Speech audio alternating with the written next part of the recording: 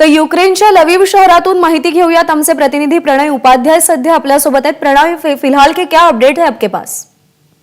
इस चीज को लेकर भी सवाल उठ रहे हैं कि जो सीज फायर का ऐलान किया गया है, ये मारियोपोल के इस इलाके में किया गया है जहां पर बहुत ज्यादा आबादी, खासतौर पर अगर भारत के लिहाज से कहा जाए तो भारतीय छात्रों की बहुत ज्यादा आबादी मारियोपोल के इलाके में नहीं है। जो सुमी के इलाके में यानी खार्किव के आसपास के जो इलाके हैं वहां पर भारतीय छात्र जो हैं वो ज्यादा हैं।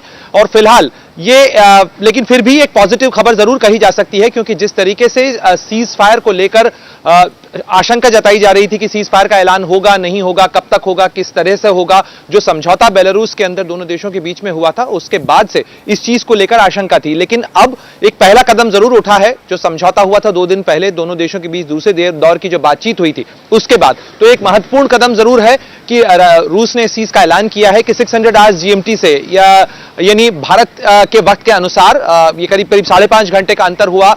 और इसके बाद ये सीज फायर होगा, ह्यूमैनिटेरियन कॉरिडोर, जो सेफ कॉरिडोर होगा वो अनाउंस किया जाएगा ताकि जो मानवीय मदद है वो पहुंचाई जा सके, जो सिविलियंस हैं उनका इवैक्यूएशन हो सके। और जिस जगह पे मैं इस समय खड़ा हुआ हूं लीव, यहां पर बड़ी संख्या के अंदर जो आबादी है जो इवैक्यूएट हो रही है, जो यहां से बाहर जा रही है, वो लोग इसी शहर के अंदर आते हैं। और ऐसे में जबकि लगातार डर बना हुआ है, डर इस चीज का बना हुआ है। जी प्रणय, धन्यवाद। आपने जो जानकारी दी इसके लिए। सध्याच्या घडीची ही अत्यंत महत्त्वाची बातमी, रशियाकडून युक्रेनमध्ये तात्पुरत्या स्वरूपाची युद्धबंदीची घोषणा करण्यात आलेली आहे।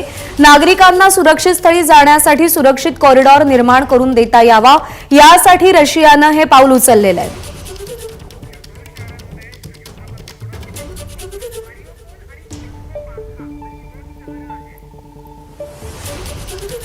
अभिषेक मुठा आपल्याला या सगळ्या संदर्भात अधिक माहिती देतात। अभिषेक, मारियोपोल आणि वोल्नोवाखा या 2 शहरांमध्ये युद्धबंदीची घोषणा होणं किती गरजेचं होतं आणि या घडीला किती महत्त्वाचं आहे?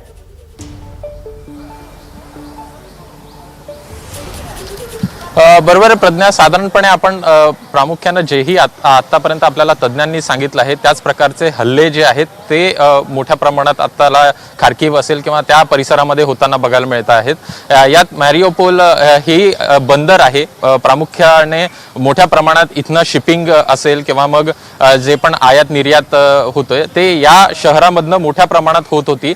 तिथे मोठ्या प्रमाणात नागरिक आहेत, विद्यापीठ आहेत आणि अशा परिस्थितीमध्ये तिथनं लोकांना बाहेर काढणं ही प्राथमिकता होती। आणि याच प्रामुख्याने आता सध्याला तिथला सीज फायर झालेला आहे। दुसरा अजून एक शहर प्रामुख्याने बोललं जात आहे तो आहे वोल्नोवाखा।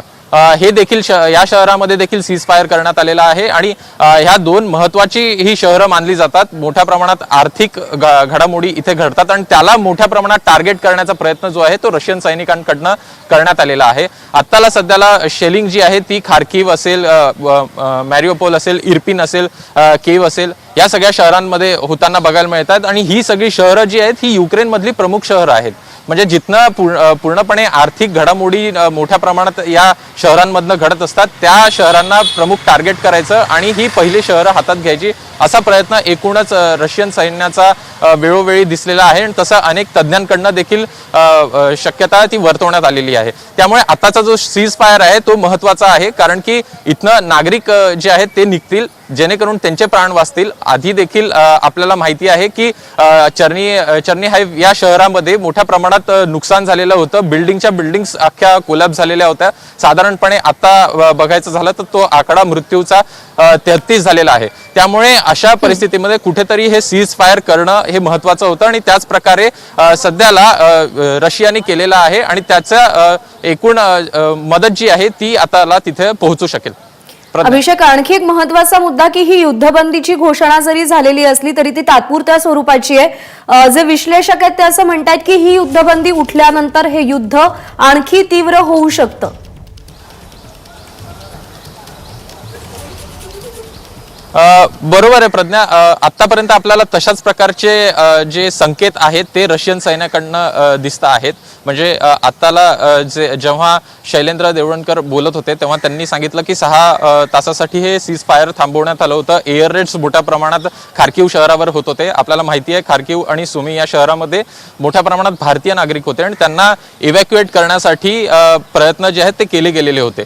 अशात आता सध्याला परिस्थिती अशी आहे जेव्हा ही सगळे नागरिक नागरिक तिथनं बाहेर निघतील त्यानंतर मोठ्या प्रमाणात तिथे जी लोक असणार आहे ही सगळी युक्रेन सपोर्टर्स असणार आहेत, जेणेकरून ती आपलं शहर वाचावं, जे तिथनं ते रशियन सैन्याच्या ताब्यात जाऊ नये असे प्रयत्न एकूणच त्या नागरिकांचे असणार आहे. आणि यात रशियाकडनं मोठ्या प्रमाणात शेलिंग्स असेल, एअर रेड्स असेल ते आत्ताला होत आहेत. अशा वेळी थेटपणे सैन्य ते पाठवू शकतात आणि ते शहरं जी आहेत ती एकूणच शहरं पूर्णपणे ताब्यात घेऊ शकतात.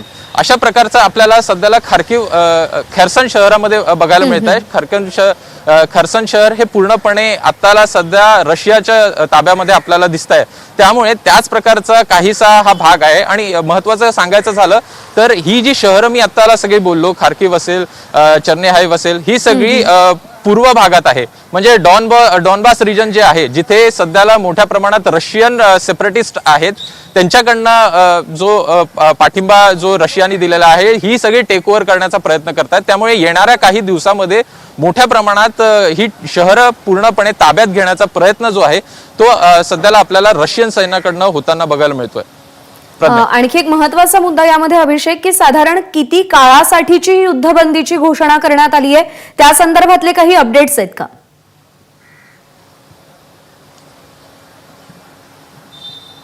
प्रज्ञा, आता सध्याला असं सांगण्यात आलं आहे की 2 प्रमुख शहर आहेत. कारण जी मारियोपोल या शहराबद्दल मी बोललो हे पोर्ट सिटी येते.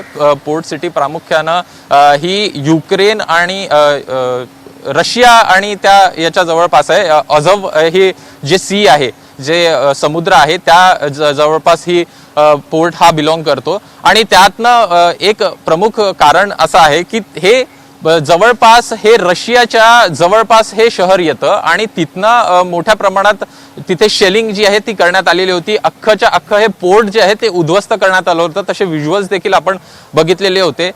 मागील काही दिवसात युक्रेनियन सैन्याकडनं इथे मोठ्या प्रमाणात रिटॅलिएट करण्यात आलं.